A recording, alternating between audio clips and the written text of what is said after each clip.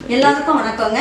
இன்னைக்கு நம்ம ஈரோடு அம்மாச்சி சமையல் கிச்சன்ல இன்னைக்கு என்ன பண்ண போறோம் அப்படின்னு பாத்தீங்கன்னா, நம்ம இன்னைக்கு ஒரு சூப்பரான வடை ஒன்று செஞ்சு பார்க்கலாம். இந்த வடை செய்யறதுக்கு நம்ம உளுந்தம்பருப்பு கடலைப்பருப்பு எதுவுமே ஊற வைக்காம நம்ம மிக்சியே யூஸ் பண்ணாம நல்ல சூப்பரான சாஃப்டா நல்ல மொறுமொறுன்னு நல்ல வடை வந்து எண்ணெயே இழுக்காம ரொம்ப ஈஸியான வடை ஒன்று செய்யலாம். இந்த வடை எப்படி செய்யலாம் பார்க்கலாம் வாங்க. நம்மளோட சேனலில் சப்ஸ்கிரைப் பண்ணாதவங்க சப்ஸ்கிரைப் பண்ணிக்கோங்க.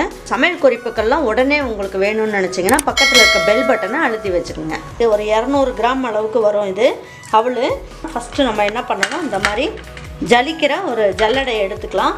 அதில் இந்த அவளை போட்டு ஜலிச்சுக்கலாம்.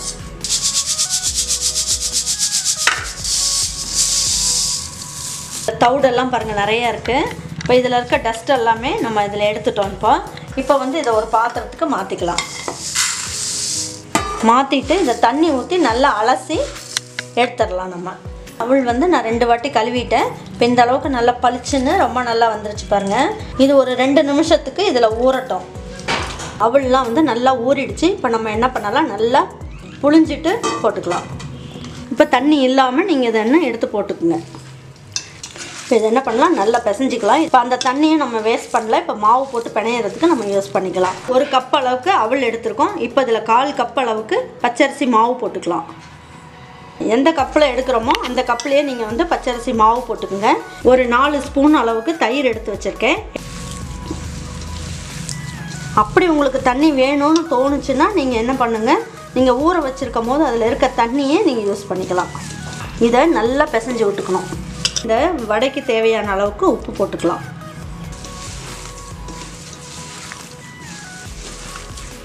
ரெண்டு பெரிய வெங்காயம் எடுத்து வச்சுருக்கேன், அதையும் போட்டுக்கலாம். இஞ்சி வந்து இந்த மாதிரி நல்லா பொடியாக கட் பண்ணி வச்சுக்கோங்க, அதையும் போட்டுக்குங்க. இதில் ஒரு 3 பச்சை மிளகா காரத்துக்கு போட்டுக்கலாம். கருவேப்பிலை நல்லா பொடியாக கட் பண்ணி போட்டுக்குங்க. கொத்தமல்லியும் பொடியாக கட் பண்ணி போட்டுக்கலாம்.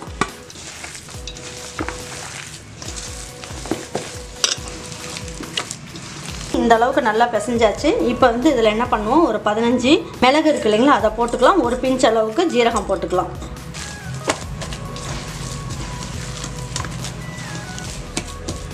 இப்போ பாருங்கள், இது ஒரு 10 நிமிஷம் நல்லா ஊறிக்கிட்டு இருக்கட்டும். இதுக்கு தேவையான அளவுக்கு எண்ணெய் ஊற்றிக்கலாம்.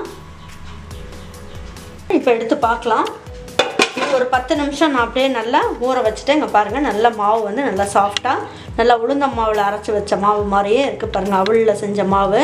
இதை ஒரு கையில் தண்ணியில் நனைச்சிக்குங்க. நனைச்சிக்கிட்டு மாவு உருட்டிக்குங்க. எடுத்துகிட்டு இந்த மாதிரி தட்டி போட்டுக்குங்க.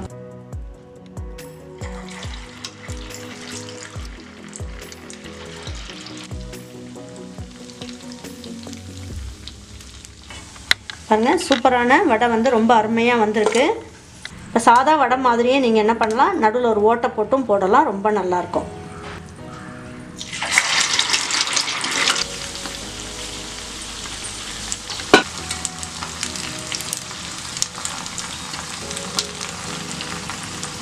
பாருங்க, நல்லா மொறுன்னு வடை நல்லா வெந்துருச்சு. இப்போ நம்ம இதை எடுத்துடலாம்.